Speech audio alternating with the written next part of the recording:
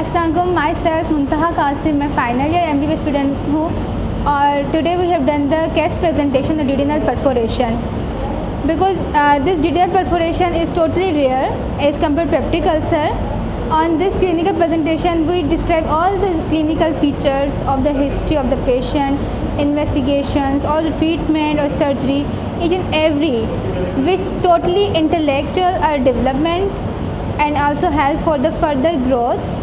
And we have done this CPC, this case presentation under the supervision of Dr. Professor Razi Mohammed and Dr. Ejaz. They both are well cooperative and well supported to our presentation, and of course for sure they not only supported that you have done all the work. Yes, they only cooperatively well established with us in each and every time. And yes हमारा यही case था, हम इसको सब students के सामने लाए कि इसको हम ऐसे डिस्क्राइब करते हैं, पेशेंट हमारे पास ऐसे इस केस से आता है और अगर मेडिसिन पे ये ट्रीट नहीं हो रहा तो हम सर्जरी तक कैसे ले आते हैं इसे।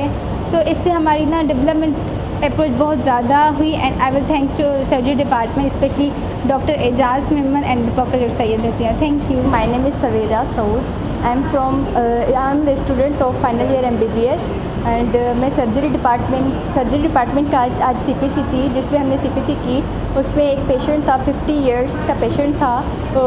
उनको ये हुआ था कि जनरलाइज एब्डोमिनल पेन था, पर मोर मार्कली कहाँ पे था, राइट लेग फोसा के अंदर। उसके साथ साथ 3 दिन से था। उससे पहले जो थी ना उसको हिस्ट्री थी एपिगैस्ट्रिक पेन की 3 महीने से, और इसके साथ साथ उसको वोमिटिंग थी जो कि 3 दिन से थी ऑन एंड ऑफ में। उसमें ये था कि इसमें था ड्यूडेनल परफोरेशन हो गई थी उसकी।